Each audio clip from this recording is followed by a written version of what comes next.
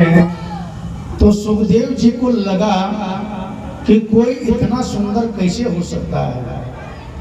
और समाधि में जो बैठे हुए थे सुखदेव जी, वो समाधि से उठ जाते हैं, मन में विचार करने लगते हैं कि इतना सुंदर कैसे हो सकता है। लेकिन मन में फिर विचार आता है कि यदि सुंदर है, सुंदर स्वरूप वाला है, तो हो सकता है कि अभिमानी भी होगा। सुंदर स्वरूप वाला है तो हो सकता है कि अभिमानी भी होगा, इसलिए नहीं जाना चाहिए। उसी समय जो शिष्य विचरण वहां कर रहे थे, वो दूसरा श्लोकों का गायन करते हैं। अहो वकीयं स्तन कालकूटं जिज्ञासया पायदाप्यसाध्वी लेभे गतिं धात्र्युचितां ततोऽन्यं कम्मा दयालो शरणं व्रजेमा। भगवान का स्वभाव का वर्णन इस श्लोक में करते हैं। कहते हैं कि भगवान कितने दयालु हैं, कितने कृपालु हैं, कितने भक्त वत्सल हैं कि जो पूतना भगवान को मारने के लिए गई थी, अपने स्तन पर विष लगा करके गई थी, जहर लगा करके गई थी। जब पूतना का शरीर जब छूटा तो भगवान वही गति दिए जो गति अपने माता को दी लास्ट में। तो भगवान इतने कृपालु, इतने दयालु हैं कि भगवान को यदि कोई मारने के लिए भी जाता है तो भगवान उनका भी उद्धार करते हैं। भगवान से बैर करने वाले जितने भी राक्षस हुए, चाहे कंस हुआ, चाहे रावण हुआ, कोई भी नरक नहीं गया। सब भगवान जिनको मारे सभी का उद्धार किए, क्योंकि भगवान मारते नहीं हैं, भगवान तो तारते हैं। इसलिए जैसे भी हो भगवान का कीर्तन करना चाहिए, भजन करना चाहिए। भाय भाय अनख आलस भाय भाय अनख आलस भाय भाय अनख आलस भाय भाय अनख आलस नाम जपत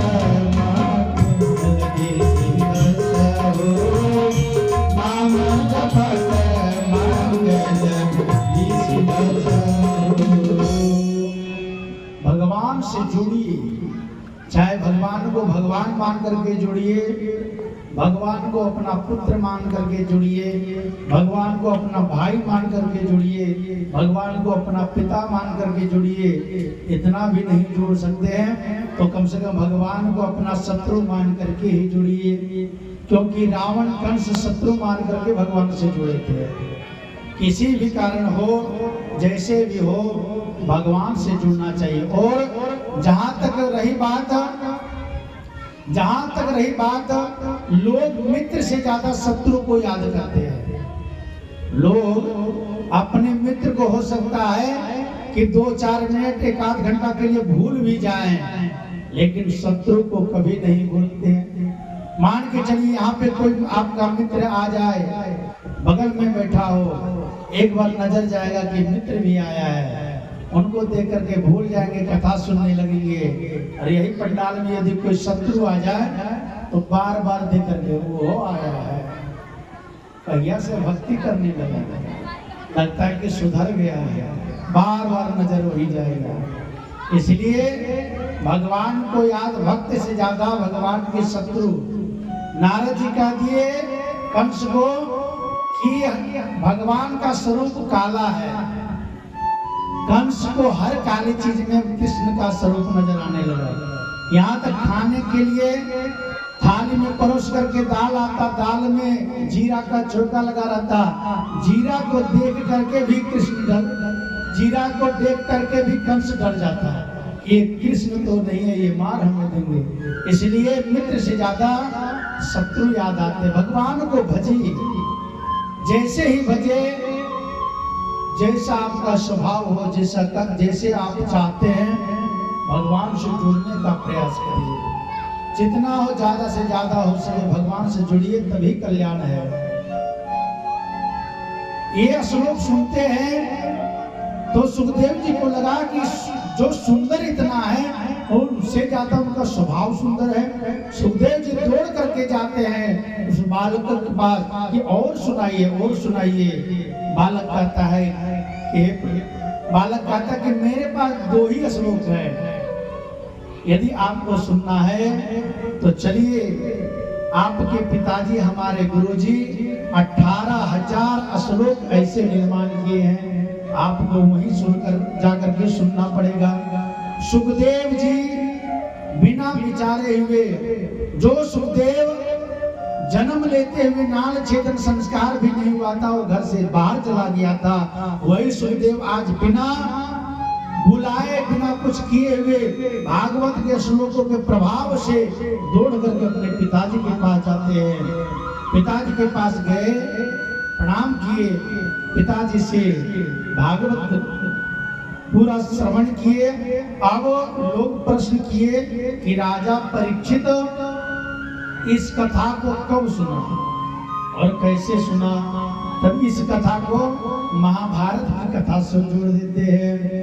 यदा मृधे कौरव संजयाना वैरेस्वती वीर गतिं गतेषु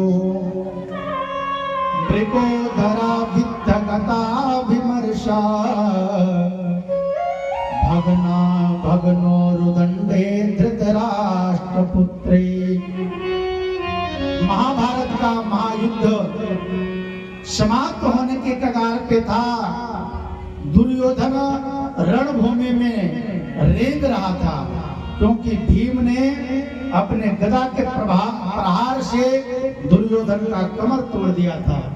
रणभूमि में रेंग रहा था, मृत्यु के कगार पे था। उसी समय वहां पे अश्वत्थामा पहुंचते हैं। अश्वत्थामा पहुंचे, बोले कि दुर्योधन आपकी ये दुर्गति, आपकी ये हालत देख करके हमें सहन नहीं हो रहा है। दुर्योधन आपने सबको सेनापति बनाया, लेकिन कभी हमको सेनापति आप नहीं बनाए। एक बार भी यदि आप हमें सेनापति बना देते तो आपका ये स्थिति नहीं होता। दुर्योधन दुष्ट तो था ही, मरने के कगार पे था, लेकिन फिर भी दुष्टता नहीं जा रहा था। दुर्योधन कहा कि भले ही मैं तुमको सेना नहीं बनाया हूं, लेकिन मैं आज ही आपको सेनापति घोषित करता हूं। बोले कि महाराज, सेनापति तब बनाया जाता है जब सैनिक जिंदा हो, सैनिक हो तब सेनापति बनाया जाता है। दुर्योधन कहता है कि भले ही कम ही सेना हो, लेकिन सेनापति तुम्हें बनाते हैं। और अश्वत्थामा 5 नहीं 1 भी पांडव को यदि मार करके तुम मेरे पास ले आते हो, तो मैं यदि जिंदा रहा तो पूरा हस्तिनापुर जो है वो आधा तुम्हारा और आधा मेरा, और यदि मैं मर गया तो पूरा हस्तिनापुर तुम्हारे नाम कर दूंगा। जो दुष्ट होते हैं वे मरने के बाद भी दुर्घटना भी वे दुष्टता नहीं छोड़ते हैं। कहीं पे घटना हो जाए, दुर्घटना हो जाए, तो आज के समय में लोग जाते हैं, बचाने के लिए नहीं जाते हैं। बचाने के लिए कुछ ही लोग जाते हैं, और जहाँ पे रेल घटना हो जाए, बस घटना हो जाए, वहाँ पे अधिकतर लोग जाते हैं कि कोई चेन तो नहीं पहना है, किसी के पास मोबाइल तो नहीं है। तो दुष्टों की प्रवृत्ति इसी तरह से होती है। दुर्योधन मरने के कगार पे है, फिर भी मार काट का ही बात कर रहा है, रेंग रहा था दुर्योधन। अश्वत्थामा तो विचार कर लेता, कह तो देता कि महाराज आप हमें सेनापति घोषित करिए, मैं आपको वचन देता हूं कि 5 पांडव का सर काट करके मैं आपके पास ला करके पहुंचा दूंगा। अब दुर्योधन क्या करता है, जो शरीर में खून से लथपथ था वो खून को लेता है और अश्वत्थामा के मस्तक पे चंदन लगा करके कहते कि जाओ मैं राज तिलक कर दिया। रक्त जो है ये दूषित चीज है, अशुभ चीज है, और कोई भी चीज अशुभ से शुरुआत किया जाए तो शुभ कभी नहीं हो सकता है। आजकल भी नए जनरेशन वाले नए लोग क्या क्या देख करके क्या क्या कर रहे हैं। फिल्म में देखते हैं लोग, फिल्म में देखा जाता है कि हीरो हीरोइन भाग रहा है, सिंदूर नहीं मिला, हाथ को काटा, उसी से मांग में सिंदूर कर देता है। जैसे जैसे प्रवृत्ति हो रहा है, जैसे जैसे लोग देख रहे हैं, वैसे वैसे कार्य करते जा रहे हैं। कोई भी चीज यदि अशुभ से शुरुआत होता है उसका कभी भी मंगल नहीं हो सकता है। अश्वत्थामा को लगा कि वचन तो दे दिए हैं, रात में घर में आते हैं, आने के बाद अश्वत्थामा को लगा कि कह तो दिए कि पांचों पांडव को मार देंगे, लेकिन पांडव को मारना इतना साधारण है क्या? इतना अक्षोहिणी सेना जो लगा, फिर भी पांडव का बाल बाका नहीं हुआ, और हम अकेले क्या कर सकते हैं? इधर मन में विचार ही कर रहा था कि उसी समय भगवान श्री कृष्ण कहते हैं कि जिस दिन विजय श्री की प्राप्ति हो, जिस दिन सफलता मिले, उस दिन घर में नहीं रहना चाहिए। चलो कहीं मंदिर चलते हैं और वहां पे घूम करके पूजन पाठ करके आते हैं।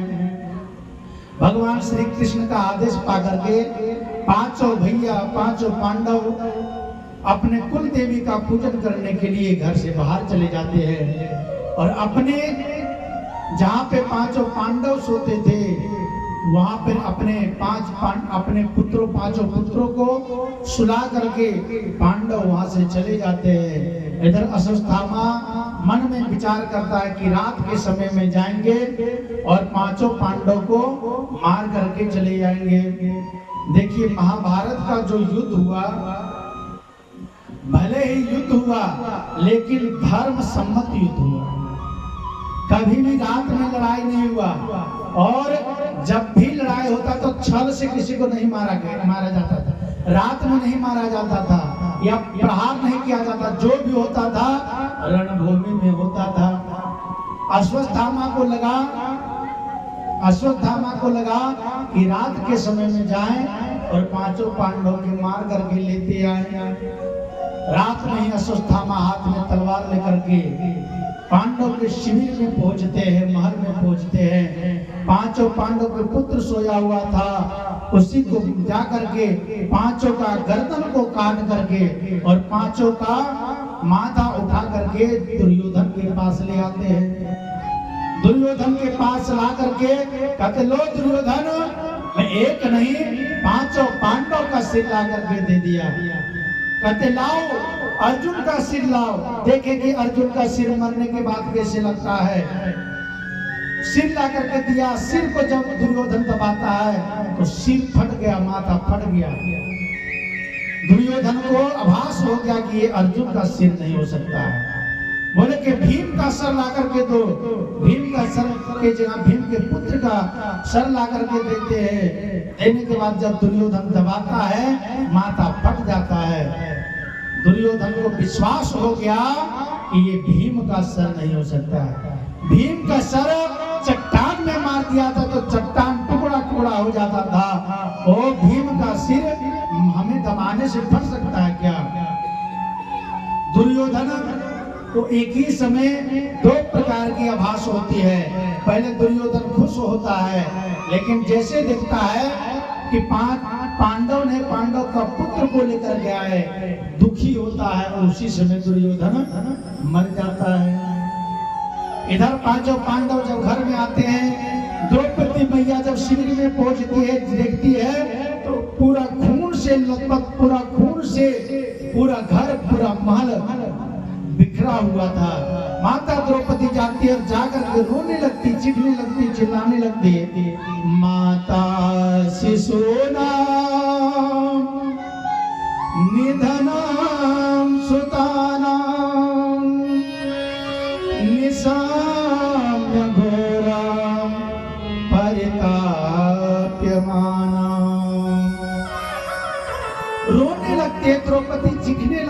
चिल्लाने लगती है, आभास करे, मन में विचार करे, जिनका एक पुत्र समाप्त हो जाता, मर जाता, तो उस माता के हृदय में क्या बीतता है वो एक माता ही जान सकती है। द्रौपदी के सामने पांच पुत्रों को धर पड़ा हुआ है, सर गायब है, सर वहां से समाप्त है। द्रौपदी चीखती है, चिल्लाती है, रोती है, कहती मेरा पुत्र ने क्या बिगाड़ा था, मेरा पुत्र ने क्या बिगाड़ा था कि सोते हुए पुत्र को मार दिया। कहा गया है कुछ लोगों को कभी भी मारना नहीं चाहिए, किन्हें? बालक कितना भी क्यों ना उत्पात करे, अपराध करे, उन्हें मारना नहीं चाहिए, मार नहीं देना चाहिए, समझाना चाहिए, थोड़ा सा समझाना चाहिए, बोलना चाहिए। कोई पागल आ जाए जिसका दिमाग नहीं काम कर रहा, पागल व्यक्ति को भी कभी नहीं मारना चाहिए। सोए हुए शत्रु को भी नहीं मारना चाहिए। यदि आपका शत्रु है, सोया हुआ है, फिर भी उसको नहीं मारना चाहिए। और कहते ये तो शत्रु नहीं, ये तो मेरा पुत्र है, और ये पुत्र ने क्या बिगाड़ा था कि जो इन्हें मार करके चले गए। अर्जुन आते हैं, अर्जुन आकर के प्रण करते हैं कि जब तक जो ये पांचों पुत्रों को मारा है उसको यदि मैं नहीं मारता हूं तब तक जल अन्न ग्रहण नहीं करूंगा। और ध्यान लगा करके भगवान को सारथी बना करके रथ पर सवार होकर के अर्जुन तीर धनुष लेकर के चले जाते हैं। इधर अश्वत्थामा को पता चला कि अर्जुन हमें मारने के लिए आ रहा है। अश्वत्थामा भागता है। उधर से अर्जुन कृष्ण रथ पर सवार होकर के चलते हैं। जब अश्वत्थामा को लगा के अपना शरीर कैसे बचाए, तो ब्रह्मास्त्र का प्रहार करते हैं। ब्रह्मास्त्र चला दिया और ब्रह्मास्त्र का काट अर्जुन के पास था। अर्जुन को लगा कि क्या किया जाए, कैसे किया जाए। भगवान श्री कृष्ण इशारा करते हैं कि तुम भी ब्रह्मास्त्र का संधान करो। ब्रह्मास्त्र चलाते हैं, दोनों ब्रह्मास्त्र एक जगह मिलता है, मिलने के बाद विस्फोट होता है। जा करके अर्जुन दौड़ करके जाकर के अश्वत्थामा का बाल को पकड़ते हैं और घसीटते हुए रस्सी में बांध करके रथ में बांध करके घसीटते हुए अपने महल की ओर ले आते हैं। आने के बाद शिविर में पहुंचाते हैं। द्रौपदी सामने बैठी हुई रहती है और सामने देखती है, और जैसे अश्वत्थामा को देखती है तैसे और रोने लगती है, चीखने लगती है। अर्जुन कहते हैं कि बताओ द्रौपदी से कैसे मार दे से। लेकिन द्रौपदी कहती कि नहीं मारिए। मारो दसी जननी गौतमी पति देवता यथामृत वत्साता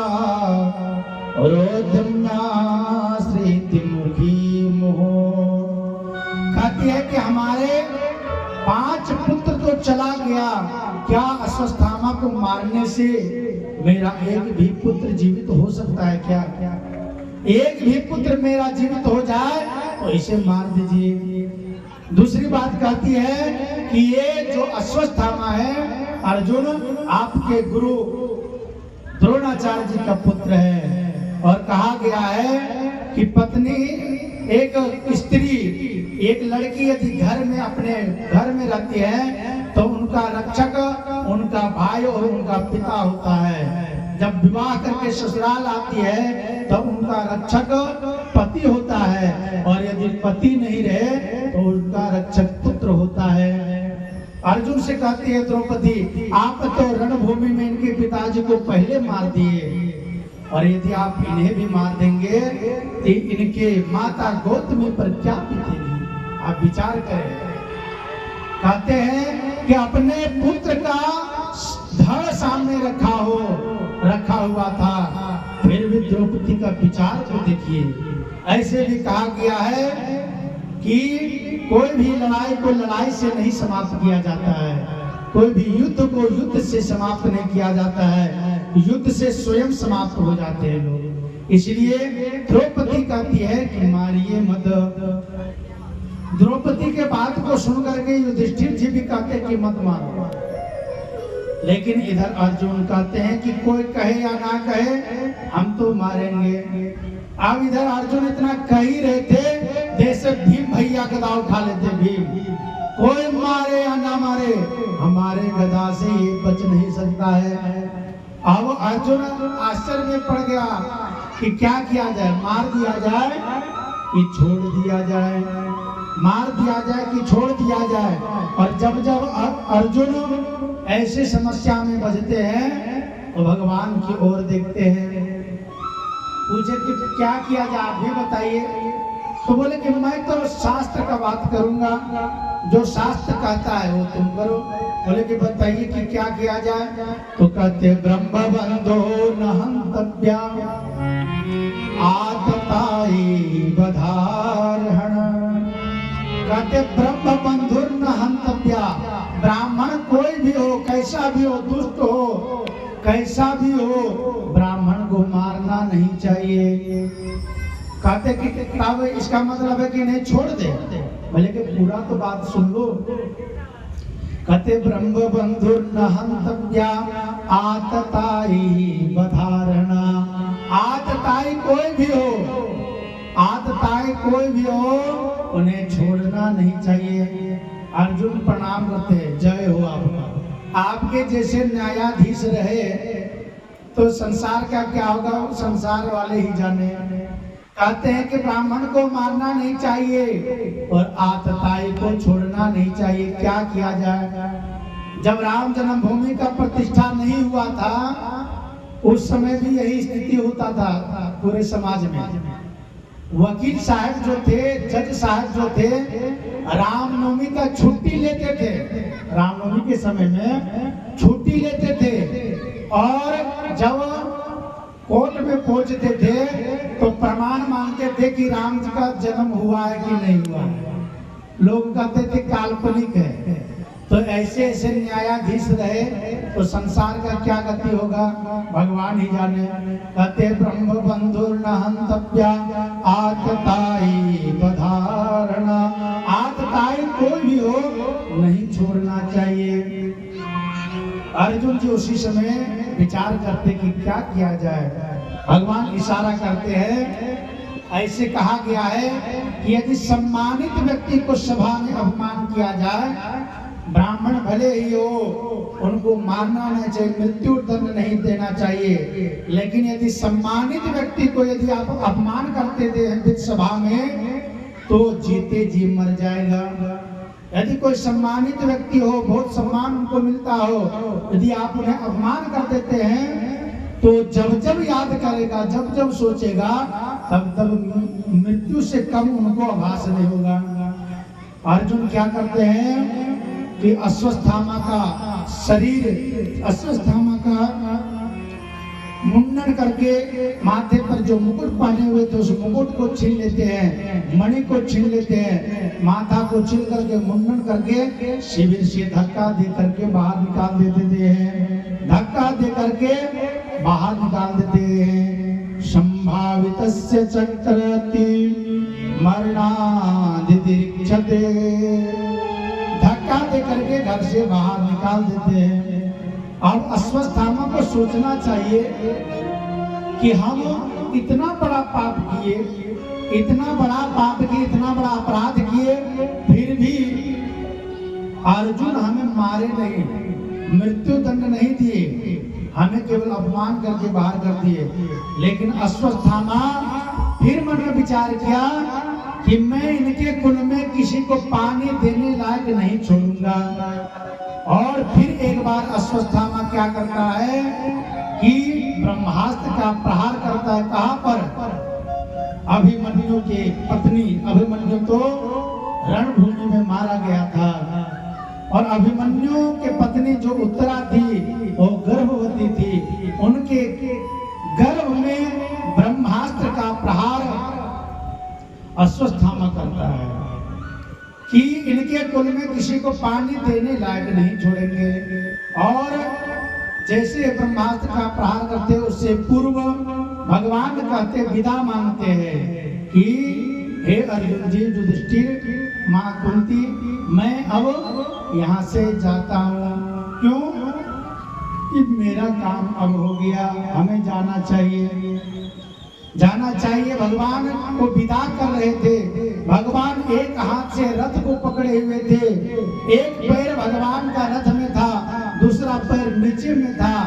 ब्रह्मास्त्र का प्रहार अश्वत्थामा जब करता है तो उत्तरा के गर्भ में जलन होने लगता है, जलन होने लगता है और उत्तरा चिखते चिखते चिल्लाते चिल्लाते भगवान के चरण में आकर के गिर जाती है और कहती पाहि पाहि महायोगिन देव देव जगत्पते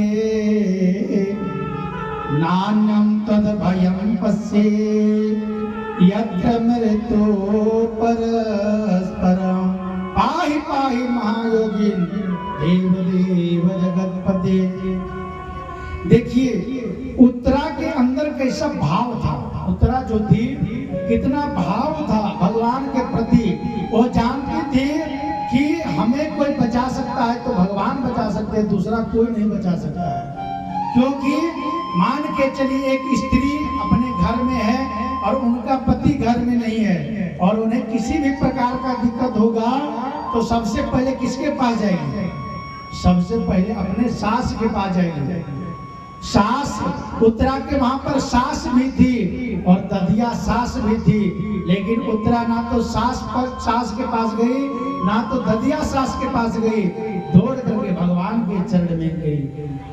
द्रौपदी भी भगवान को पुकारती है, लेकिन कब? जब चारों तरफ से निराश हो जाती है तब पुकारती है। और उत्तरा किसी का चिंता की नहीं, किसी के पास गई नहीं, तुरंत दौड़ करके भगवान के पास चले गए। द्रौपदी का जब चीरहरण हो रहा था तो द्रौपदी के अंदर भाव आया कि जिस सभा